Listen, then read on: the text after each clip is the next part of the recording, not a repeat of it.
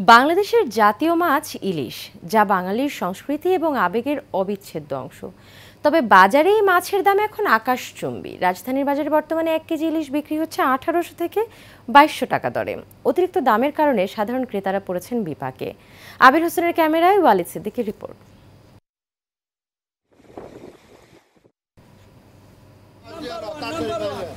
স্বাদ ও গন্ধে অতুলনীয় ইলিশ মাছ। উৎসব কিংবা বিশেষ দিনে বাঙালির পাতে ইলিশ থাকবেই, এ যেন সংস্কৃতিরই অংশ। কিন্তু প্রতি বছর ইলিশ কিনতে গিয়ে ক্রেতাদের কপালে ভাঁজ পড়ছে। অতিরিক্ত দামের কারণে যেন ক্রমেই দূরে সরে যাচ্ছে এই জাতীয় মাছ থেকে। সিন্ডিকেটের থাবা, ঝাটকা ইলিশ ধরার কারণে নদীতে মাছ কম ধরা পড়া, পরিবহন ব্যয় বৃদ্ধি, সব মিলিয়ে এই বাজারে ইলিশের দাম অস্বাভাবিকভাবে বেড়ে গেছে। একদম 2450 টাকা কেজি। এটা হলো 1 কেজি 100, 200, 300 গ্রাম পর্যন্ত আছে। একবারে মাছের কালার দেন, কালারফুল। ব্যস্ত আছি 2170 টাকা কিনছি, 2250 বিক্রি করতেছি। এটা হলো দাম। এই মাছ ভালো মাছ দেয়, ডিম ছাড়া মাছ তো। মৌসুম শেষ হলেও অনেকের পাতে জোটেনি এক টুকরো ইলিশ। নিম্ন ও মধ্যবিত্ত মানুষের মধ্যে ইলিশ নিয়ে হাহাকার। সরকারকে ইলিশ মাছ ক্রয় ক্ষমতার মধ্যে আনার জন্য প্রয়োজনীয় পদক্ষেপ নেওয়ার দাবি সাধারণ মানুষের।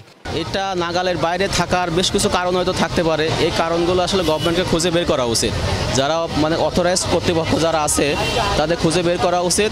কোনো সিন্ডিকেট, দাদন ব্যবসা বা মহাজনী কোনো বিজনেসে কোনো কালো বাজারে আছে কিনা, এটা গভর্নমেন্টের দৃষ্টি আকর্ষণ করার জন্য বলতেছি। চাকরিজীবী বা একজন সাধারণ মানুষ যে 1 কেজি মাছ কিনবে তা তো না, তার ঘর ভাড়া, আনুষঙ্গিক আরও অনেক খরচ থাকে। তো সেক্ষেত্রে তাকে অনেক সময় হিমশিম খেতে হচ্ছে। সেই তুলনায় হয়তো তার আয়ের চেয়ে ব্যয় যখন বেড়ে যাচ্ছে, সেখানে সমাজে অনেক ধরনের খারাপ পরিস্থিতিও তৈরি হতে পারে। তো সরকারের এই বিষয়ে নজর রাখা উচিত।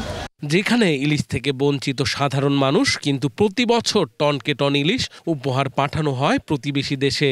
এ নিয়ে ক্ষোভ প্রকাশ করেছেন সাধারণ মানুষ। ইলিশ আমাদের বাংলাদেশের যে নিজস্ব সম্পদ, আমরা যেটা যে দামে পাচ্ছি, অথচ এই দামের ইলিশ আমাদের দেশের বাইরে তারা আরও কম দামে পাচ্ছে। Walid Siddiqui, Asian television, Dhaka.